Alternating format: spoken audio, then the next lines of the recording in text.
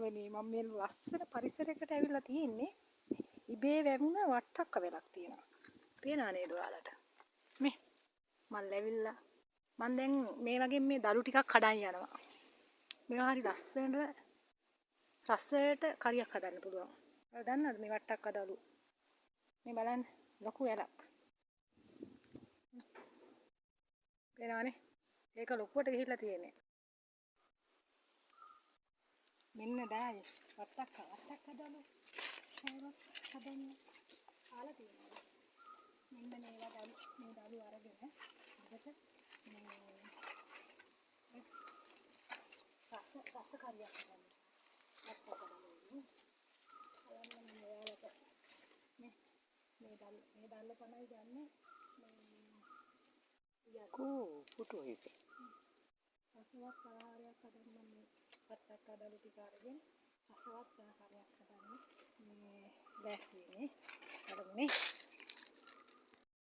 මකසිරියේ නරබද්දී හම්බෙන් හම්බුණු වට්ටක්ක වැලක් පෙන්නුවානේ. අන්න ඒ වට්ටක්ක වැලෙන් නෙලාගත්ත වට්ටක්ක දළු ටික තමයි මේ තියෙන්නේ. අපි දැන් බලමු මේ වට්ටක්ක දළු ටික කොහොමද රසවත් කරියක් බවට පත් කරන්නේ කියලා. මම දැන් මේ ඔයාලට පෙන්නන්නේ මේ වට්ටක්ක දළු ටික සුද්ධ කරගන්න ආකාරය. අපි මෙන්න මේවා අයින් කරගන්න ඕනේ මේ වැල් එහෙම අයින් කරගෙන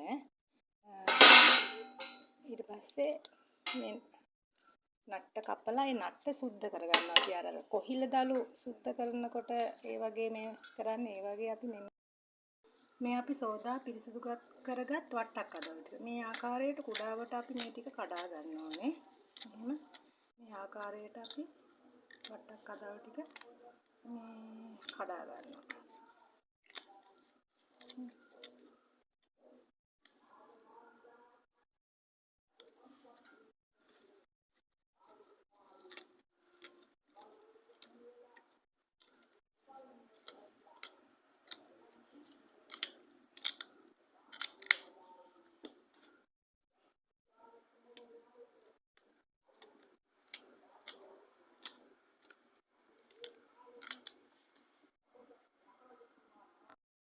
එන්නේ මේ කඩ අවසන් කරගත්ත වට්ටක්ක දළු ටික මේ.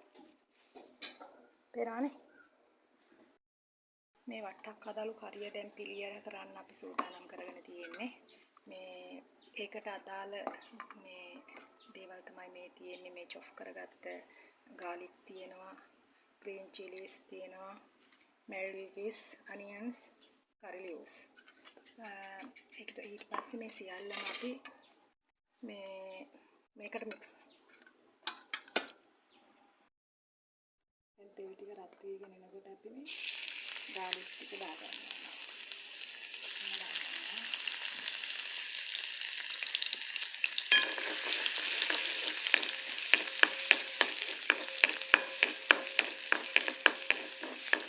garlic ටික brown කරගෙන ටික කවලා කරගන්නවා.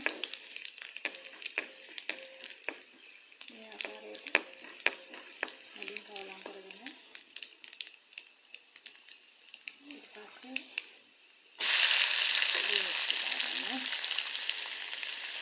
ටික දාගත්තා. ඊපස්සේ සියලුම දේවල් ටික මෙතන රැස් කරගන්නවා.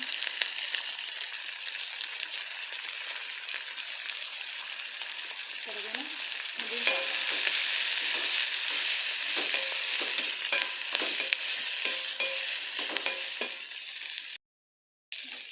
ඊපස්සේ අපි වට්ටක්ක දළු ටික දාගෙන